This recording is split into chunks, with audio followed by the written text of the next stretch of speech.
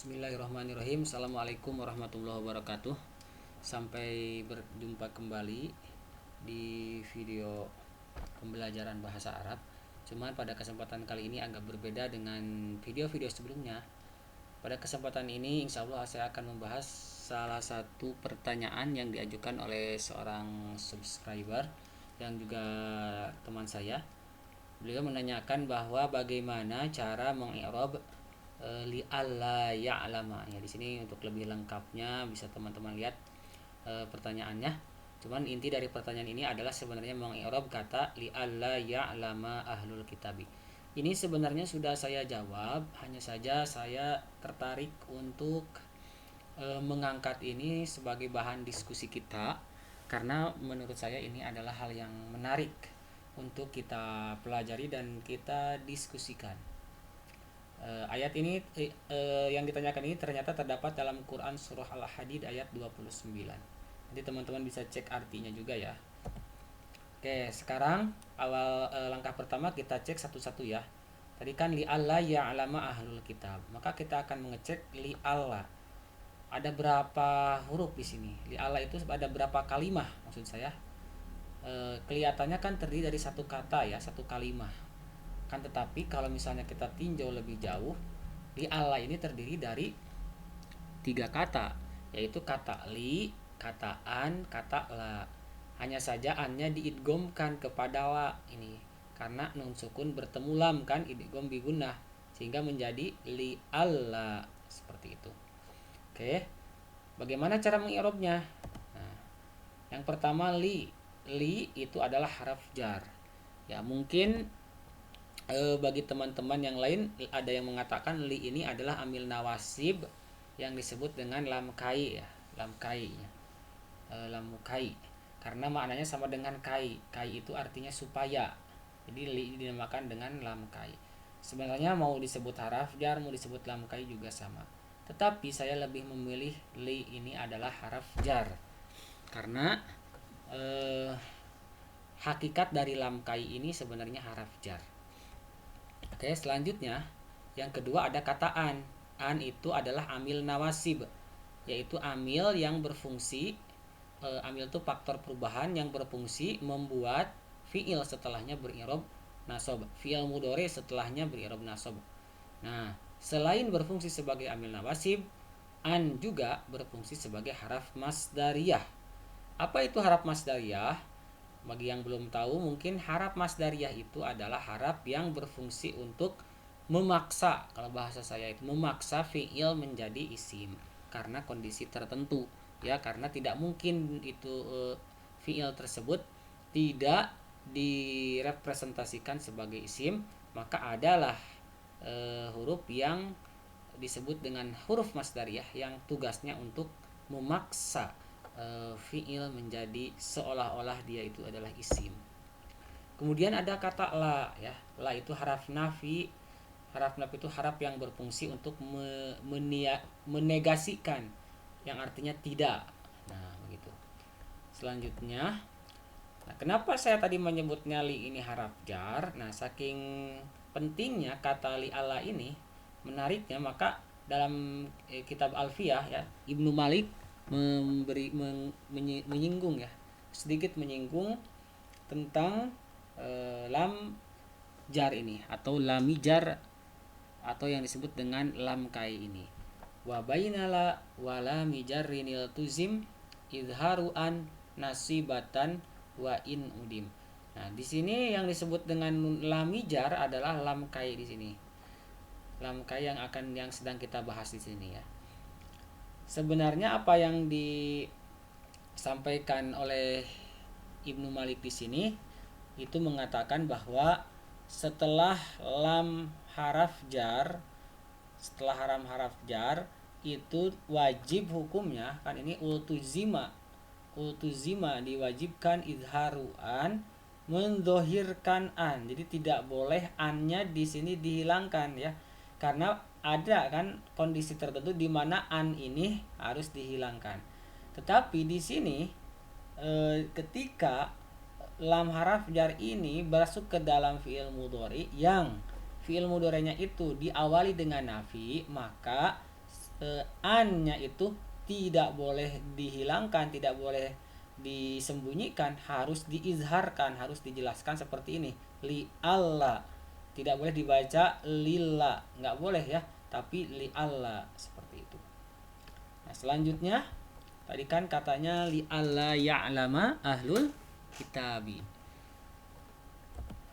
Kata ya'lama itu merupakan fiil mudhari ya, dinasobkan oleh an. Tanda nasabnya adalah fathah di sini. Fathah. Selanjutnya fa'il dari ya'lama itu adalah ahlu. Ya'lama itu artinya mengetahui. Siapa yang mengetahui? Ahlu, ahli. Ahlul kitab maksudnya nanti ya.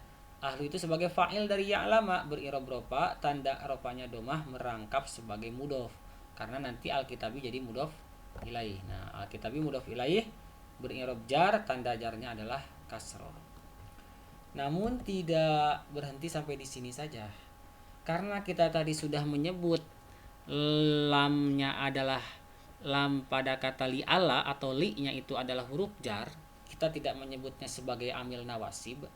Padahal kan kalau misalnya di kitab jurumiyah, kitab-kitab yang kecil itu yang sering kita pelajari, itu bahasanya bukan huruf jar, itu masuknya kategori amil nawasib yang disebut dengan lam kai. Tapi tadi saya lebih memilih mengatakan huruf jar ya, karena mengikuti pendapat Ibnu Malik. Kalau dia huruf jar, kenapa dia bisa masuk ke dalam fiil? Ini menjadi suatu kasus atau suatu pertanyaan yang menarik. Kenapa dia bisa masuk ke dalam ya'lama? Padahal li itu huruf jar. Bahkan di sini ada an juga, an itu huruf ya. Sedangkan huruf jar itu hanya masuk ke dalam isim harusnya. Karena i'rab jar hanya masuk ke dalam isim. Kenapa di sini huruf jar harus masuk ke dalam an, ke dalam la, ke dalam ya'lama? Ke dalam an yang merupakan huruf, la juga huruf, ya'lama merupakan fi'il. Nah, seperti itu. Ini menjadi suatu pertanyaan. Nah, di sini haraf jarli tidak mungkin masuk ke dalam isim. Ke selain isim, mohon maaf. Haraf jarli tidak mungkin masuk ke selain isim. Ya, pasti dia masuk ke dalam isim. Tetapi faktanya huruf jar tersebut masuk ke dalam fiil, yaitu ya'lama ya. Bahkan ke dalam huruf juga, yaitu an dan la. Begitu. Itu kan jadi pertanyaan. Nah, disinilah sebenarnya fungsi an berperan sebagai haraf masdariyah yang berfungsi merepresentasikan fiil ya'lama sebagai isim dalam bentuk masdar. Nah, jadi kata an di sini, kalimah an di sini berfungsi sebagai huruf masdariyah, di mana huruf masdar ini adalah huruf yang berfungsi memaksa lah, merepresentasikan itu, menggambarkan atau memaksa ya'lama ini supaya ya'lama ini bisa digambarkan sebagai isim ya. Maka bagaimana caranya? Yaitu caranya ambillah bentuk masdar dari ya'lama. Nah, sehingga ya'lama di sini nanti akan dipahami bukan sebagai fiil, tetapi dipahami sebagai isim, yaitu adalah bentuk masdar dari kata ya'lama, di mana kita tahu bahwa bentuk masdar dari fiil itu masih menunjukkan makna kerja, makna hadasnya, makna kata kerjanya, hanya saja tidak menunjukkan waktunya. Gitu. Nah, proses yang seperti ini, proses tadi kalau bahasa saya pemaksaan ya'lama yang asalnya fiil dipaksa supaya digambarkan sebagai isim, karena ada kata li di sini yang tidak mungkin masuk ke dalam fiil, maka proses yang seperti ini disebut dengan proses takwil masdar yang sangat populer ya di dalam ilmu nahwu atau dalam bahasa Arab. Nah, selanjutnya, karena tadi kita menyinggung takwil masdar, maka saya akan sedikit membahas bagaimana cara melakukan proses takwil masdar. Walaupun memang ini tidak cukup sebenarnya dengan penjelasan seperti ini, harus dibahas dalam sesi yang khusus membahas takwil masdar. Tetapi karena terlanjur pertanyaan dari teman saya tadi itu eh, memerlukan keterampilan untuk melakukan proses takwil masdar dalam menjawabnya, maka kita perlu juga untuk memahami secara umum bagaimana sih prosedur melakukan takwil masdar. Yang pertama, jika terdapat kata la. Nah, jika terdapat kata la setelah an, maka harus diganti menjadi kata adam. Itu aturannya. Yang kedua, rubahlah fi'il setelah an ke dalam bentuk masdarnya. Jadi fi'ilnya harus dirubah ke dalam bentuk masdar. Yang ketiga, idofahkan masdar tersebut kepada fa'ilnya. Cari fa'il dari masdar, dari fi'il ya. Kemudian ambil masdarnya, dan nanti si masdarnya itu diidofahkan ke dalam fa'il dari fi'il tersebut. Setelah itu, tentukanlah i'rab masdar dan kata adamu sesuai dengan kedudukannya.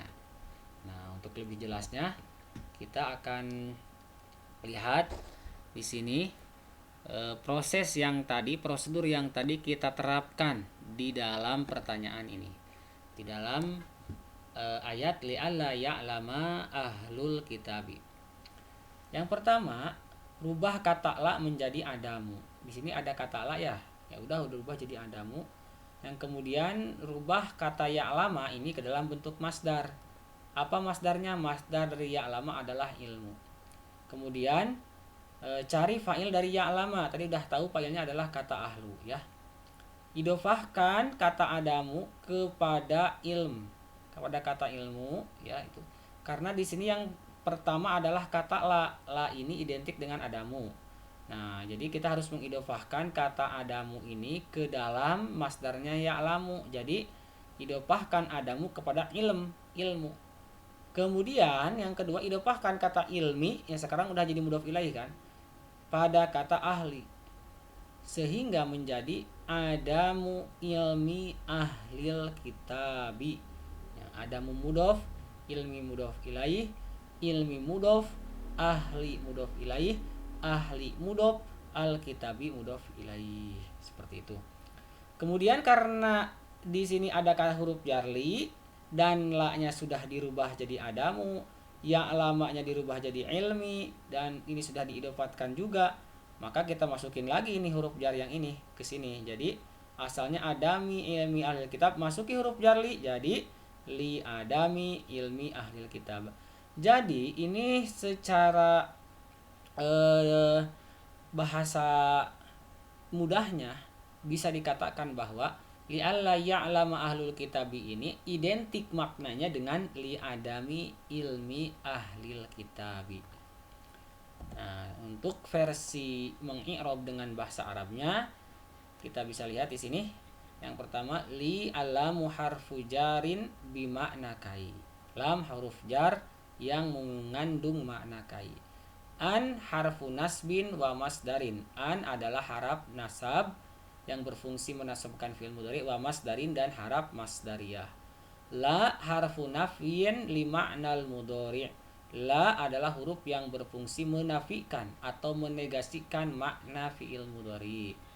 Kemudian ya'lama fi'lun mudhari'un mansubun bi'an wa alamatu nasbihi al-fathatu li'annahu al-fi'lul mudhari'ul ladzi lam yattasil bi akhirih syai'un. Ahlunya sebagai fa'il. Ahlu fa'ilun min ya'lama, fa'il dari ya'lama, marfu'un dirofakkan karena fa'il kan. Wa alamatu rafihi ad-dhammatu, tanda rofanya adalah dhammah. Kenapa dengan dhammah? Li'annahu al-ismul mufradu, karena dia merupakan isim mufrad. Wa huwa mudhofun, dia adalah merupakan mudhof. Al-kitabi mudhofun ilaih majrurun, dihukumi i'rab jar. Wa alamatu jarhi, dan tanda jarnya al-kasratu, yaitu kasroh. Kenapa dengan kasroh? Li'annahu al-ismul mufrad, karena dia juga merupakan isim mufrad. Nah, setelah itu kita tidak berhenti sampai di sini. Wajib hukumnya secara ilmu nahwu untuk melakukan proses takwilisasi, proses mentakwil masdar ya. wa an wa ma ba'daha fi ta'wili masdarin fi mahali jarin. Nah, jadi an wa ma ba'daha dan kata setelahnya itu berada di dalam takwilan masdar fi mahali jarin dan mahalnya mahal jar. Kenapa? Karena majrurun bil lami, ada kata lam di sini. Takdiruhu, perkiraan maknanya adalah li adami ilmi ahlil kitabi. Demikian jawaban dari pertanyaan subscriber yang diajukan beberapa waktu yang lalu. Semoga kita bisa mengambil pelajaran dari sini dan bisa mendiskusikannya. Apabila misalnya ada yang kurang dipahami dari penjelasan saya, atau ada teman-teman yang ingin mengcounter, yang tidak setuju dengan apa yang saya lakukan, proses i'rab yang saya lakukan di sini, boleh untuk berkomentar di bawah. Terima kasih. Sampai bertemu kembali di video-video selanjutnya. Assalamualaikum warahmatullahi wabarakatuh.